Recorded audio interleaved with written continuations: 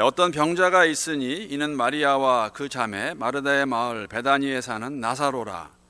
이 마리아는 향유를 주께 붓고 머리털로 주의 발을 닦던 자요, 병든 나사로는 그의 오라버니더라. 이 그 누이들이 예수께 사람을 보내어 이르되 주여 보시옵소서, 사랑하시는 자가 병들었나이다 하니, 예수께서 들으시고 이르시되 이 병은 죽을 병이 아니라 하나님의 영광을 위함이요 하나님의 아들이 이로 말미암아 영광을 받게 하려 함이라 하시더라. 예수께서 본래 마르다와 그 동생과 나사로를 사랑하시더니 나사로가 병들었다 함을 들으시고 그 계시던 곳에 이틀을 더 유하시고 그 후에 제자들에게 이르시되 유대로 다시 가자 하시니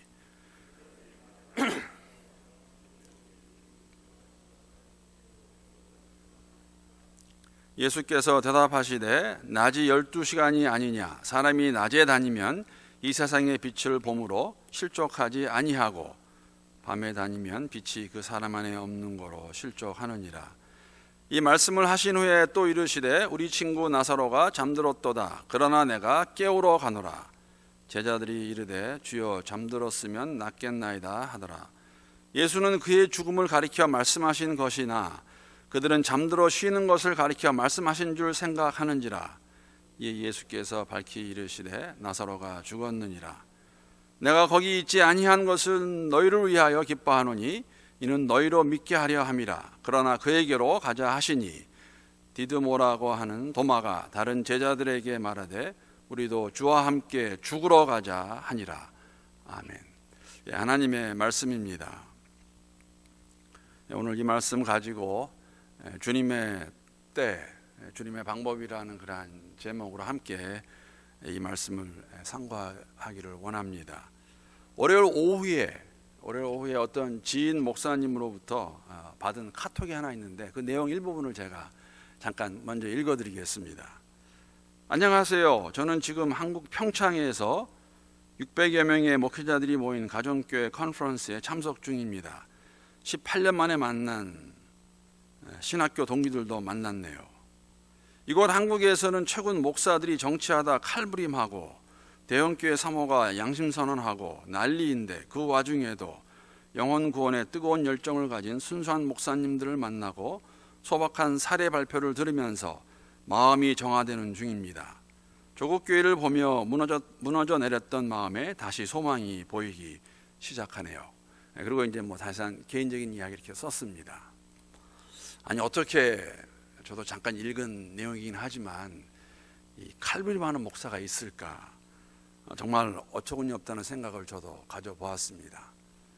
그런데 카톡 내용과 같이 대부분의 목사님들은 영혼 구원에 뜨거운 열정을 가진 정말 순수하고 소박한 목사님들이라고 저는 믿습니다. 제가 목사이기 때문에 그런 생각을 갖는 것은 절대 아닙니다.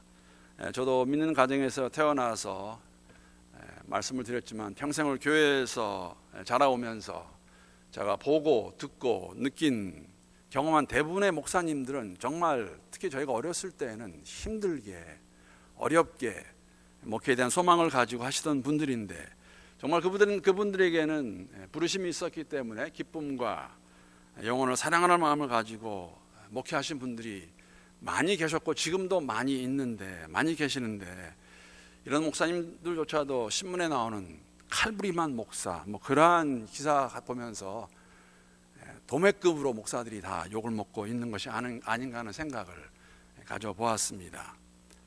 사실 이런 생각은 제가 선교지에 있을 때도 가져보았습니다. 선교지에 얼마나 많은 선교사들이 많이 있습니까? 우리 한국 선교사들이 세계에서 4번째로 많습니다.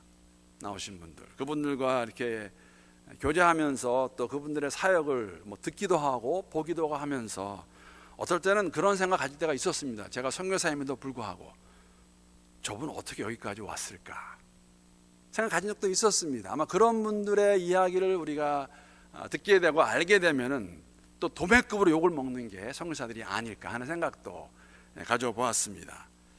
저는 교회도 동일한 이유로 욕을 먹고 있다고 생각합니다. 개독교라든지 하는 이러한 말들을 들을 때 대부분의 성도님들은 정말 바르게 주를 섬기며 살아가기 원하는데 교회 다닌다고 하는 사람들이 어떤 사람들의 말과 행동이 너무나도 어떨 때는 그냥 수준 이하의 상식을 벗어나는 그런 것을 보면서 사람들이 교회 다니는 사람이 뭐 저래 하면서 정말 예수 바로 믿고 잘 따르기 원하는 사람들 도매급으로 욕을 먹고 있다는 생각을 오늘 이번에 월요일날 카톡 받으면서 한편으로는 참 절망도 되고 사실은 저는 분노까지도 일어났습니다. 어떻게 목사들끼리 칼질을 할 수 있을까, 칼부림을. 그러나 또 한편으로는 이 지인 목사님의 카톡 내용과 같이 그러나 대부분의 목사님들은 정말 소박하고 순수하십니다. 영혼을 사랑하는 마음을 가지고 목회하고 계십니다. 제가 아마 목사이니까 그런 생각을 가진 것 같습니다. 이런 것들이 세상 이야기도 아니고 일반적인 교회 성도 이야기가 아니라 어떻게 목사라는 직분을 가진 사람들이 그런 행동을 할 수 있을까? 동시에 어떻게 그러면 우리가 정말로 생각하고 행동하는 것이 하나님이 원하시는 것일까? 오늘 본문 내용이 그러한 내용입니다. 오늘 본문 내용을 가지고 본문을 제가 바탕으로 해서 텍스트로 해서 하나님의 때, 주님의 때가 무엇인가? 하나님의 방법, 주님의 방법이 무엇인가? 그 생각을 한번 같이 해보려고 이렇게 본문 말씀을 묵상해 보았습니다. 어느 목회자의 글에서 그분이 쓴 글 가운데 막 신학 대학원을 졸업하고 자신을 찾아온 어떤 젊은 목회자가 이런 질문을 했다고 합니다. 목사님, 목회를 어느 때에 어느 방법으로 해야 합니까? 급변하는 이 시대에 도대체 어떻게 목회를 감당하는 것이 그리스도께서 원하시는 교회를 세우는 것인지 궁금하고 힘이 들어서 이렇게 고민하면서 목사님께, 이 목사님은 그 질문을 받은 목사님은 한 20여 년 목회하신 분입니다. 젊은 목회자가 와서 이렇게 질문을 했다고 합니다. 저는 이 질문도 여러분 목회자만의 질문이 아니라고 생각합니다. 이 세상을 살아가는 예수 믿는 사람들이 해야 되는 질문이라고 생각합니다. 우리 이 땅에 살아가면서 우리가 당하는 모든 일들을 어떤 방법으로 어떻게 어느 때 잘 해야 될 것인가, 거기에 대한 답은 없는 것인가, 이러한 질문은 목회자만의 질문이 아니라 우리 모두의 질문이라고 생각하는 것은 지금은 누가 보아도 위기의 시대입니다. 다 느끼고 있는 그러한 시대에 와 있고 정말 미래를 예측하기 힘든 변화의 시대입니다. 얼마나 빨리 변합니까? 여러분 가지고 계시는 스마트폰이 어떻게 변할까 아시는 분 계세요? 아무도 없습니다. 지금은 그것도 가지고 힘들어하는데 사실은 제 자녀 중에 한 명이 그런 말 했어요. 우리 자녀 중에 하나가 저를 벌써 이렇게 9세대의 사람으로 취급하기 시작했습니다. 그러면서 제가 그랬어요. 우리 딸이 그러더라고요. 전 딸밖에 없으니까, 딸 중 3명이 한 명이니까. 다음에 아빠가, 걔가 그 딸이 컴퓨터 갖고 힘들어하길래 내가 가르쳐 줄게 그랬더니, 아빠 지금은 가르쳐 줄 수 있는데 아빠 조금 지나면 아빠는 난 못 가르쳐 줘. 아빠는 모를 거야. 그런 이유가 뭐냐면은 아빠, 할머니 할아버지들, 저희 아버님이 그러시는데, 할머니 할아버지가 스마트폰 사용하는 거 봤어? 사용하는 분 많지 않아. 그분들 모르잖아. 아빠도 조금 지나면은 내가 사용하는 거 모를 거야. 그래가지고 제가 그냥 어기 깡 맥혀가지고요, 할 말을 잃었습니다. 도무지 앞이 보이지 않는 것 같다는, 앞으로 10년 후의 삶이 어떻게 변할까, 누가 알 수 있다고 말할까. 사실 그런 딸 이야기 들으면 저런 생각 해봤어요. 정말 10년 후 지나면 나는 쟤들이 하는 거 못하는 거 아니야? 하는 생각도 제가 가져보았습니다. 이러한 척박한 현실을 살아가는 성도들, 우리에게 여러 가지 난관들이 닥칠 때 어떻게 해결할 수 있을까? 어떤 방법으로 할 수 있을까? 지금 하는 게 맞는가? 하나님의 때가 무엇인가? 수산나 엄마들하고 또 마리아 몇 분하고 화요일 아침마다 성경 공부를 합니다. 제가 한 가지 이번에 성경 공부하면서 또 느낀 게 뭐냐면, 수산나 분들은 30대 분들이에요. 30대 분들이 이 땅에서 예수 믿는 사람으로 생각하며 살아가는, 닥치는 그러한 문제들과 제가 느끼는 것과 또 우리 윗세대들이 느끼는 것이 너무나 다르다는 걸 느꼈습니다. 지금 엄마들은 그런 거 걱정하세요. 아이들이 학교에서 배우는 거 가지고 난감하다는 것이죠. 어떤 엄마 하나 그러더라고. 우리 애가 2학년인데 자연스럽게 남자 동성연애 얘기를 하면서 농담으로 나는 남자랑 결혼해야 되는 거 아니야? 뭐 그런 말 했다고 그래요. 그래서 막 이 엄마가 정신 없어가지고 목사님 어떻게 해야 됩니까? 무엇을 어떻게 해야 됩니까? 이 아이들을 어떻게 가르쳐야 됩니까? 그런 것들이 지금 30대 엄마들이 가지고 있는 변화되는 세상에서 가지고 있는 생각들입니다. 예수 믿는 사람 이 땅에 살아가면서 우리는 무엇을 생각하며 어떻게 살고 있을까? 그런 이야기 들으면서 함께 아파하고 울고 기도하고 위로합니다. 그러면서 제가 이런 말 합니다. 항상 하나님의 방법이 있지 않습니까? 하나님의 때가 있다고 말하는데, 사랑하는 성도 여러분, 정말 무엇이 주님의 방법이고 언제가 주님의 때입니까? 어떻게 주님의 때를 우리가 발견할 수 있을까요? 우리는 정말 진정으로 이 세상을 살아가면서 하나님의 방법을 추구하며 하나님께서 원하시는 때가 이때인가 고민하며 살아가고 있는지 모르겠습니다. 오늘 본문 말씀을 보면서 그러한 질문에 대한 답을 함께 나눌 수 있고 찾을 수 있으면 좋겠습니다. 오늘 본문의 내용은 동일한 사건을 맞이하면서 반응이 많이 다릅니다. 특히 예수님이 보시는 관점과 제자들이 보는 관점은 같지 않습니다. 사실 이해가 안 되는 부분이 많습니다. 더 나아가서 동일한 주님의 음성을 들으면서도 이들이 생각하는 내용은, 이들의 해석은 또 다릅니다. 어떻게 보면은 제자들 가운데 한 명은 그냥 자신이 원하는 대로 예수의 말을 해석하는 것이죠. 꼭 동문서답하는 것 같아요. 이러한 모습을 보면서 우리는 무엇을 볼 수 있을까? 오늘 제목과 같이 주님의 때, 주님의 방법은 과연 언제이고 무엇일까? 정말 알 수 있는 것일까? 아니면 그냥 우리가 말만 하고 살아가는 것일까? 하는 질문을 던지면서 말씀을 함께 나눕니다. 본문의 사건은 우리가 너무나 잘 알고 있는 내용입니다. 나사로 이야기입니다. 나사로 이야기 너무나 잘 알고 있지 않습니까?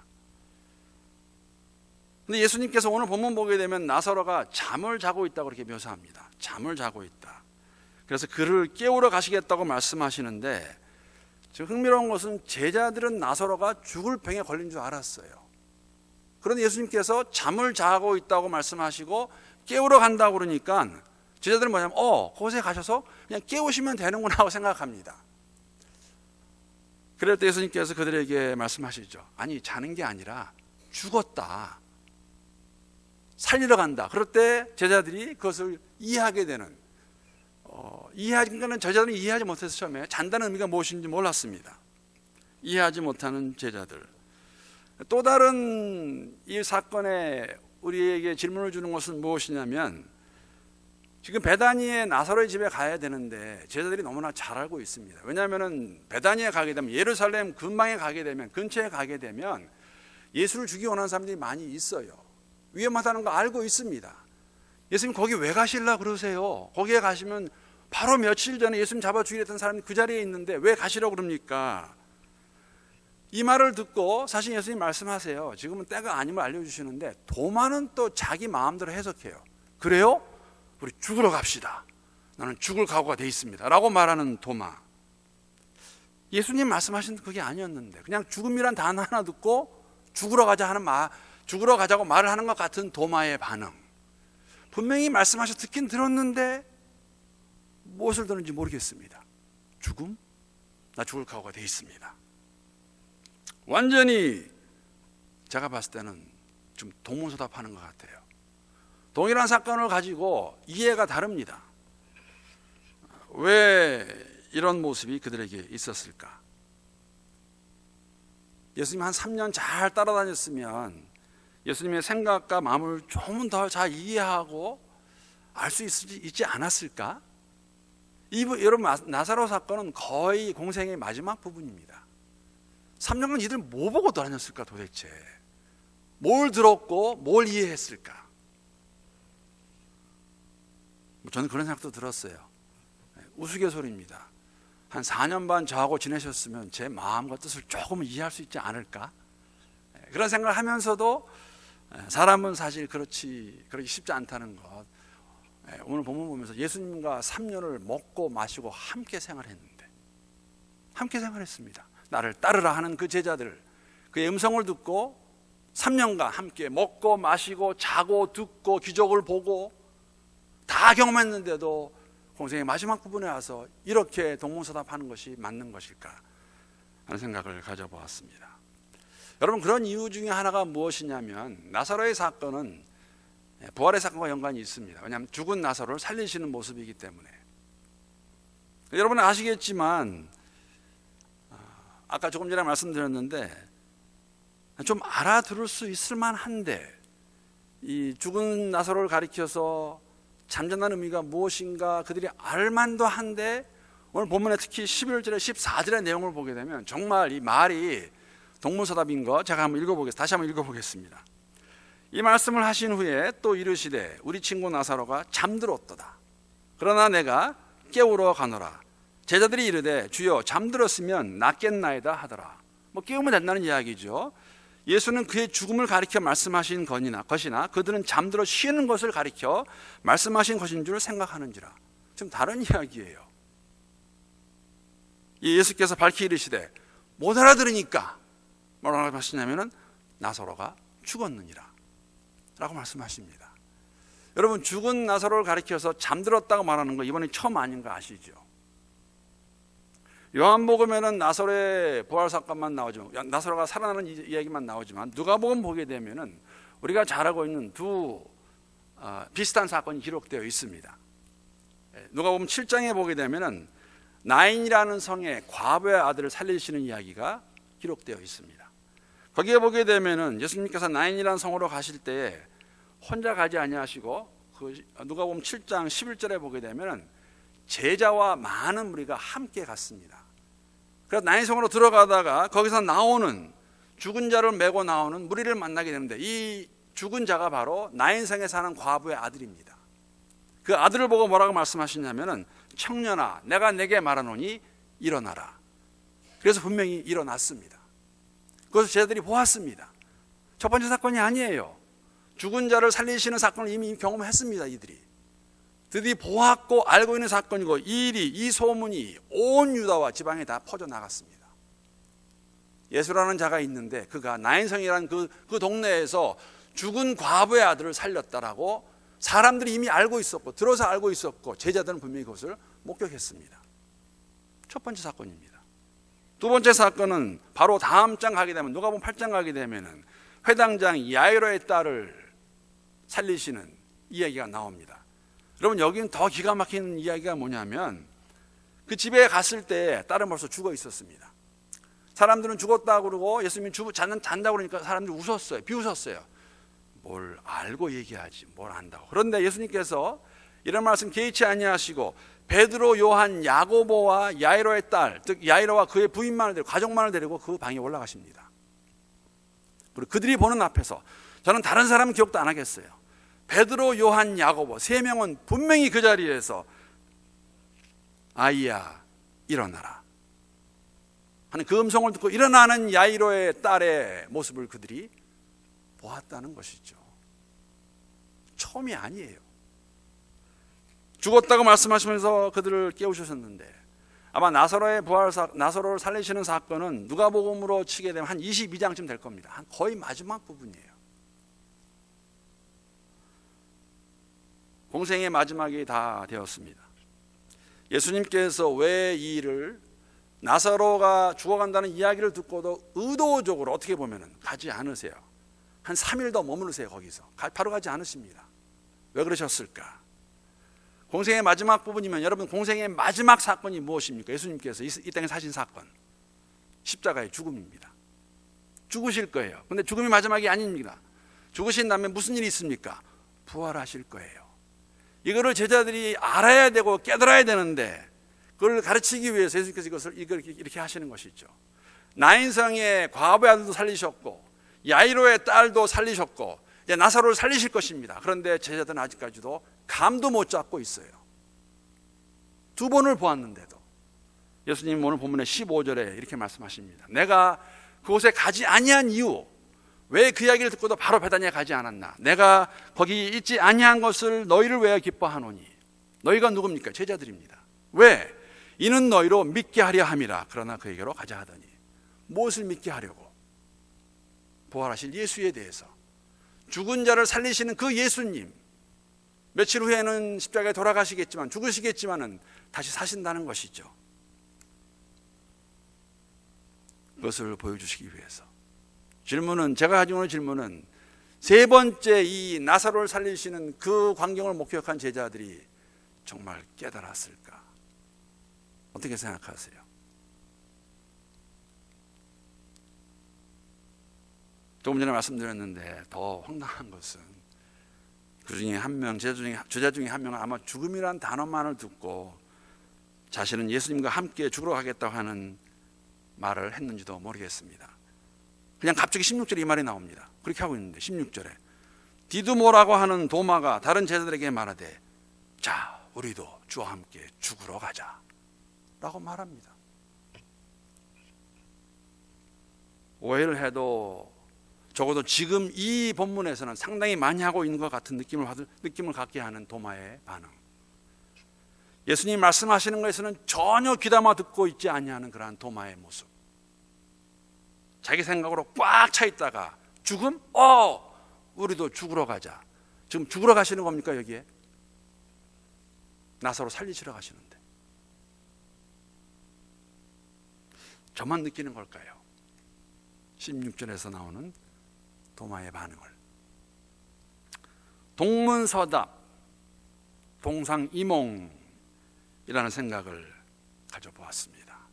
예수님이 말씀하시는 것, 원하시는 것은 이것인데 우리는 우리 나름대로, 우리가 원하는 대로 하고 있지 않을까 하는 생각을 가져보았습니다. 오늘날의 교회도 비슷한 점이 참 적지 않다는 생각도 가져보았습니다. 안타까운 일입니다.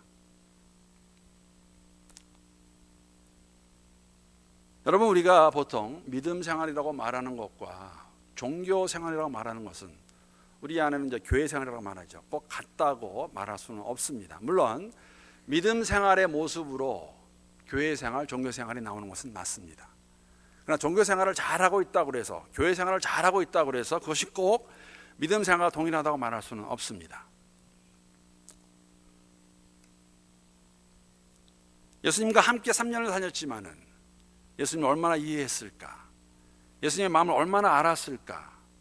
예수님 말씀하신 걸 얼마나 깨달았을까 하는 질문을 던지게 되면 사실은 굉장히 난감합니다.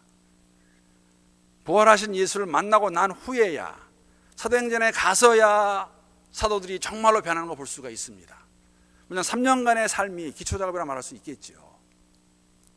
우리의 삶은 어떠할까? 오늘날 교회 안에서 이러한 교회 생활, 종교 생활은 있는데 믿음 생활이 없는 사람들이 있다는 것이죠. 아마 이런 사람들을 가리켜서 2000년 전에 사도 바울은 디모데에게 이렇게 경고합니다. 디모데후서 3장 5절에 보게 되면 경건의 모양은 있으나 경건의 능력은 부인하니 이 같은 자들에게서 내가 돌아서라. 종교 생활 모습은 있으나 교회 안에 있는 것 같은데, 고백은 하는 것 같은데 경건의 모양 아닙니까? 예수님 당시에는 바리새인들입니다. 길거리에서 기도도 크게 하고 좋은 일 많이 하고 다 보여주는 것 같은데, 사도 세례 요한이 그를 가리켜서 뭐라고 하냐면 이 독사의 자식들아, 화 있을진저 말씀하시는 예수님, 모양은 다 있지 않습니까? 근데 힘은 없어요. 경건의 모양은 있습니다. 종교생활, 교회생활 다 있는데 힘은 없다는 것이죠. 오늘날 교회가 그렇게 하면 되겠습니까? 교회가 끔찍한 교회들 얼마나 많이 있습니까? 한국 서울에 가보세요. 십자가 얼마나 많아요. 밤에 나가서 놀라지 않은 분이 어디 있습니까? 십자가는 그렇게 많아서 참 좋은데, 와 감사한데 왜 우리의 삶은 힘이 없을까? 경건의 모양은 있으나 능력을 부인하는 자들이 아닐까? 이런 자들로부터 돌아서라. 하나님 믿는다고 말하고 있으나 자신의 소견대로 옳다고 생각하면 말하고 행동하던 사사시대 때의 이스라엘 사람들의 모습들, 동일한 모습이라고 생각합니다. 의의 모습은 분명히 있었습니다. 힘이 없었던 바리새인들을 비롯한 종교 지도자들의 모습이 저는 이런 사람이라고 생각합니다. 종교적인 사람은 부활하신 예수를 만나 경배하는 것 같은데 마태복음 28장 17절에 보게 되면 예수를 배웠고 경배하나 아직도 의심하는 자들이더라.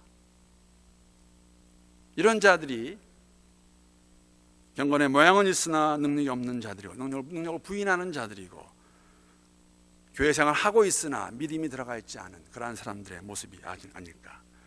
종교적인 사람은 예수님과 인격적인 만남이 없고 교회 생활을 시작한 사람들입니다. 충분히 그럴 수 있습니다. 아니면 이후에 지속적인 교제가 없어서 마음대로 살기 때문에 예수는 예수고 나는 나예요. 예수 믿고 천국 가는 거 다 좋은데 그러나 그때까지는 천국 갈 때까지는 내 삶은 내 것이에요. 내 방법으로 내 마음대로 내가 원하는 대로 내가 원하는 때 하는 사람들, 이런 사람들 정말 하나님의 방법, 하나님의 때를 알 수 있을까? 여러분과 저의 모습은 어떠할까? 본문을 묵상하면서 그런 것들을 질문해 보았습니다. 주님의 때입니다. 봉생의 마지막 부분에서 예수님께서 원하시는 게 있다면 내가 이제 죽을 텐데 너희들이 알기를 원한다. 무엇을? 나는 부활할 것이다. 때가 되었다는 것이죠. 시간이 되었습니다. 그들이 알아야 됩니다. 여러분, 방법도 오늘 본문 보시게 되면 사람의 방법은 이렇게 하지 않습니다. 지금 나사로와 주님의 관계는, 예수님의 관계는 사랑하는 관계예요. 이것을 가지고 또 이상한 사람들은 이상하게 이걸 해석하는데 그만큼 사랑하셨다는 것이죠. 친구 간의 우정이고 그를 사랑하시는 마음이에요. 그러면 누가 지금 사랑하는 사람이 죽는다 하면은 여러분 제가 다 알지 않습니까? 부모님이 돌아가시려고 그런다. 너 가장 친한 친구가 죽으려고 그런다. 그럼 우리는 모든 거 다 제껴놓고 바로 쫓아갑니다. 임종을 보아야 되고 아무리 내가 바쁘고 힘들어도 친구가 찾아봐야 되고 좀 죽겠다고 그러는데 잠깐만 기다려봐. 내가 갈게. 그렇지 않아요. 예수님 뭐라고 그러시냐면은 안 가셨습니다. 죽을 병이 아니라는 거예요. 왜 그럴까? 세상과는 다르게 의도적으로 시간을 지체하시는 예수님. 누가 봐도 의아한 겁니다. 아마 그래서 제자들은 생각했을 거예요. 죽지 않을 병인가 보구나. 예수님 안 움직이시네. 빨리 가셔서 그거를 치료해 주셔야 되는데 안 움직이시네. 그래서 여러분 다음 주에 보겠지만 마르다와 마리아는 굉장히 실망했습니다. 상처를 받았어요. 예수님 왜 이제 오세요? 물어보라 보니까 죽었는데. 사랑의 마음, 사랑의 방법이에요. 사랑하는 자가 힘들고 아프고 어려우면 바로 도와주는 것이 마땅하지만 목적을 이루시기 위해서 의도적으로 지체하시는 주님의 방법인 것이죠. 분명히 말씀하셨어요. 죽을 병이 아니기 때문에. 그래서 이것을 통해 하나님의 영광을 나타내기 위하여서. 그래서 나중에는 그 나사로만 살리시는 것이 아니라 예수의 부활을 암시하면서 하나님께 영광을 돌려드린 것, 이 사건입니다. 사람의 방법, 하나님의 방법. 개인적으로 교회가 힘들고 어려울 때 우리는 종종 말합니다. 왜 빨리 이 문제를 해결하지 않으실까? 사람의 생각입니다. 왜 이렇게 할까? 그 가운데서 여러분, 하나님께서 원하시는 것이 무엇일까? 우리 개인의 삶과 공동체 삶 가운데 어려움이 있을 때 무조건 다 빨리 해결되는 게 좋은 건 절대 아니에요. 그것을 통하여서 우리가 배워야 될 것이 무엇이 있을까? 기다리는 것, maybe one of those. 기다리는 거 있을 수 있습니다. 사람의 방법이 아니라 하나님께서 죽은 나사로, 아마 죽어가던 나사로를 살리시는 예수님과 죽은 나사로를 살리시는 건 다른 이야기예요. 절망 가운데 완전히 빠지는 상태에서 이게 길이 없구나 이제 어쩔 수 없구나 하는 그 상태에서 빛으로 오시는 예수님. 목적이 있다는 것이죠. 제가 나의 얘기 하나 놔두고 기사 하나 놔두고 마치겠습니다. 이번에 제가 오늘 읽은 기사에서 처음 알게 된 분입니다. 알겠다는 게 개인적으로 안다는 게 아니라 이런 분이 있다는 거 한국 사람이 알았어요.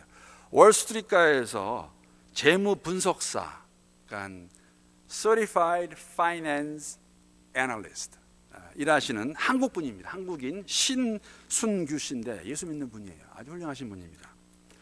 이분이 어릴 때 녹내장을 아셔가지고 9살 때까지 22번의 수술을 받으십니다. 근데 9살 때 시력을 잃으세요. 그래서 시각 장애자가 됩니다. 그분이 이제 그런 말을 했다고 그래요. 사실은 9살 때 시력을 잃었기 때문에 예민하지 않았던 시기에 시력을 잃어서 다행이라고 그렇게 말합니다. 그 인터뷰에서. 근데 어머니가 아마 그런 마음이 있었던 것 같아요. 내 아들은 안락사 만들지 않겠다. 그래서 피아노를 가르칩니다. 피아노를 잘 치셨던 것 같아요. 그래서 15살 때 홀로 유학을 떠나보냅니다. 미국으로. 그래서 미국 가서 세계적인 피아니스트가 되어라 라고 미국을 유학을 보내는데 15살 때 와가지고 사실은 나중에 보게 되면 자기가 재능이 없는 거 알고 그걸 포기하세요. 그리고 의사가 되려고 했다가도 그걸 포기하고 이분이 지금 이제 조금 전에 말씀드린 대로 재무분석사로 이렇게 일하고 있습니다.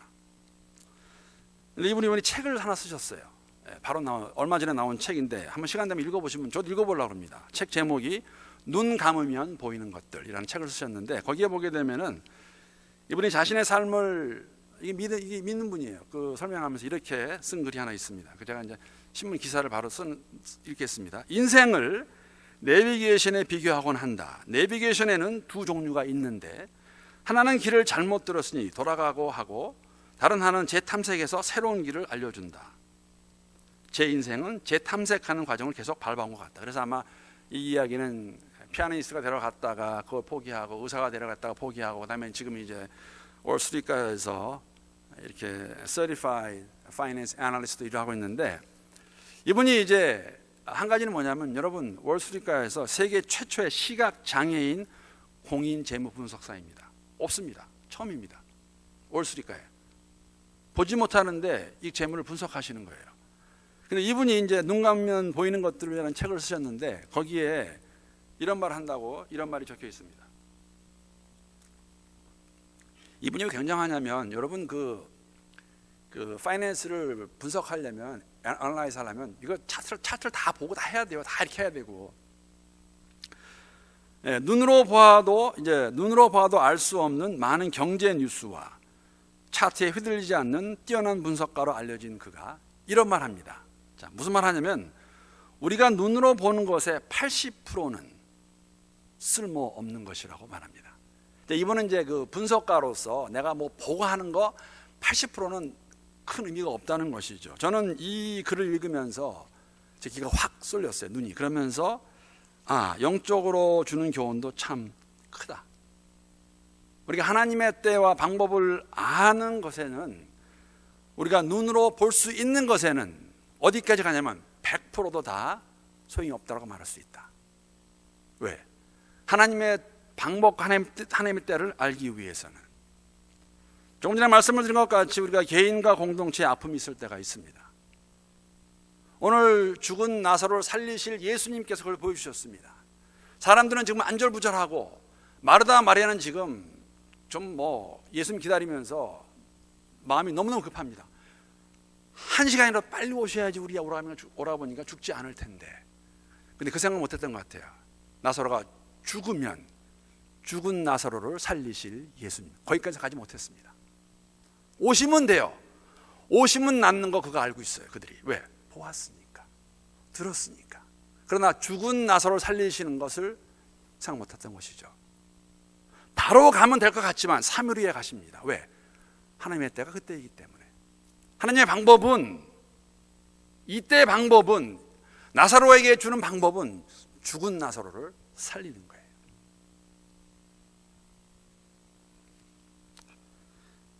이 신순규 씨의 책 제목과 내용을 보면서, 내용은 제가 그래서 읽은 거 보면서, 저는 주님의 때와 방법을 발견하고 이해하기 위해서는 우리도 눈을 감고, 꼭 이렇게 눈을 감게 하는 거 아닙니다. 세상을 향한 눈을 감고 다음에 세 가지를 기억할 수 있으면 주님의 때와 방법을 발견할 수 있을 것 같습니다. 첫 번째는 눈을 감아야 주님을 기억할 수 있습니다. 우리가 얼마나 잘 잊어먹는지 모르겠어요. 하루만 지나도, 10일만 지나도 주가 하신 일을 잊어먹는 거 있죠. 다 옛날 얘기로 돌아갑니다. 눈을 감고 생각해 봐야, 주님께서 나와 함께 하시는구나. 왜? 주를 못 보게 하는 게 너무나 많아요. 당장 당한 현실, 갖고 있는 관계, 어려움, 이런 것들 다 막아가지고 눈을 감으시고 주를 기억할 수 있어야 되겠죠. 그래야만 하나님이 하시는 일을, 하고 계신 일을 볼 수 있을 것입니다. 제가 눈을 감으면 항상 생각나는 그러한 씬이 하나 있어요. 그 그림이. 죄송합니다. 제가 딸 얘기를 또 하게 되어서. 제가 요새 이제 8년째 돼가고 있는데 우리 딸이 못 걷게 된 지가, 제가 지금도 기억나요. 처음에 병원에서 잠을 자고 나오면서 아내와 제가 돌아가면서 하다가 나오는데, 하루는 제가 뭘 봤냐면 우리 딸과 비슷한 그런 아이였어요. 아빠가 뒤에서 애를 이렇게 부추겨주면서 걸어가더라고요. 제가 보면서 우리 딸은 언제 저기 갈 수 있을까 하는 생각을 가졌는데, 알겠지만 저희 막내딸은 지금 그렇게 걷는 것은 문제가 안 돼요. 지금은 이제. 그런데 한편으로는 그런 거 다 잊어버리고, 한편에서는 어떠냐면 하나님 왜 빨리 안 걷게 해주시는 겁니까? 라는 그러한 마음이 나오는 마음. 보여주셨네 지금까지. 주님께서 하셨는데.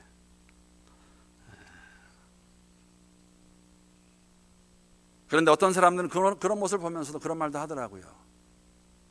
부모가 죄가 있어서 애가 저렇게 된 거지. 자, 그런 말 들을 때 저는 그럽니다. 정말 나쁜 사람들이다. 저렇게 말할 수 있을까?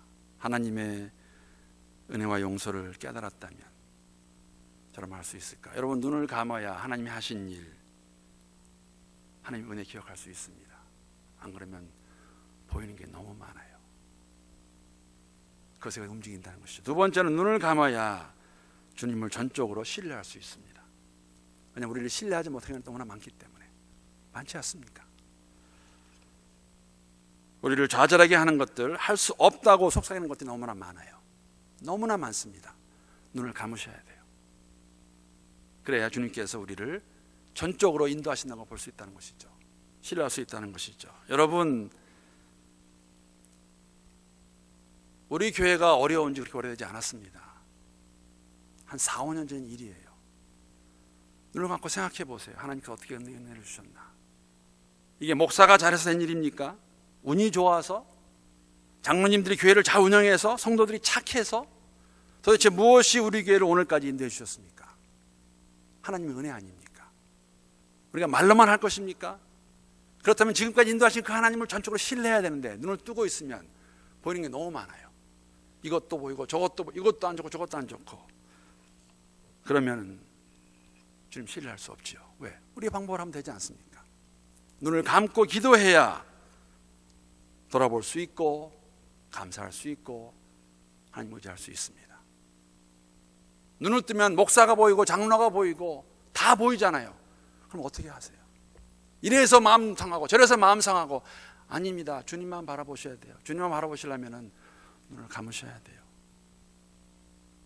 마지막으로 눈을 감아야 주님께 영광을 돌릴 수 있다는 것입니다.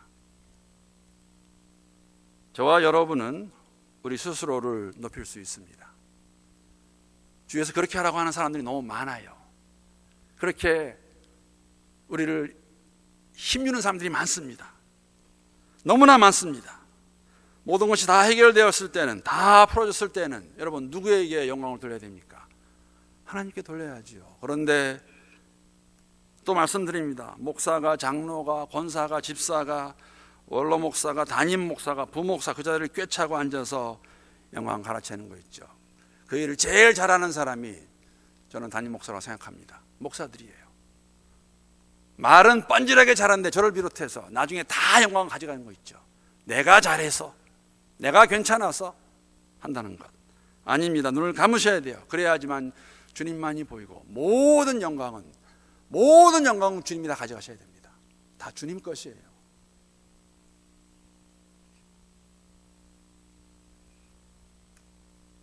나는 진정으로 모든 영광을 주님께 올려드리며 살고 있는가? 제게 하는 질문입니다. 그냥 드린 질문도 아니고 그런 마음으로 사역하고 있는가? 여러분, 두려운 질문이고 오늘도 저를 떨리게 하는 그런 질문입니다. 왜? 주 앞에 서는 그날에 주님께서 동일한 질문을 물어보실 것이기 때문에.